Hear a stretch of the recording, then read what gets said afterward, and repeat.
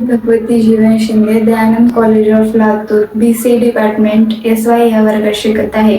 मी आज तुम्हाला एक अतिशय प्रेरणादायी आणि अभिमानास्पद पुस्तकाबद्दल सांगणार आहे.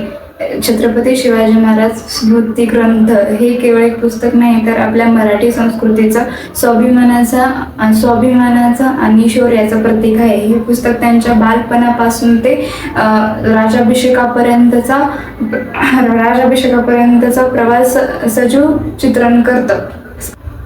आई जिजाऊंचे संस्कार, दादोजी कोंडदेवांचे शिक्षण आणि स्वराज्य स्थापनेसाठी केलेला प्राणपणाचा संघर्ष हे सगळं इतकं सुंदर भाषेत मांडलं आहे. या स्मृतिग्रंथात प्रत्येक अध्याय एक नवीन प्रेरणा देतो. प्रत्येक पानावर इतिहास जिवंत असल्याचं दाखवतो.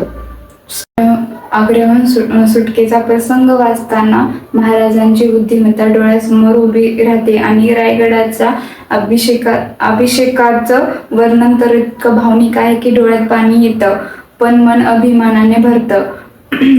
या ग्रंथातून आपल्याला छत्रपती शिवाजी महाराजांचे विचार समजतात. त्यांचं राज्य हे केवळ तलवारीचं नव्हतं, तर ते धर्म, नीती आणि न्यायावर आधारित होतं. ते म्हणायचे, राजा हा प्रजेचा सेवक असतो. त्यांनी स्त्रियांना सन्मान दिला, प्रजेला न्याय दिला, प्रत्येक निर्णय धर्मात राहून घेतला.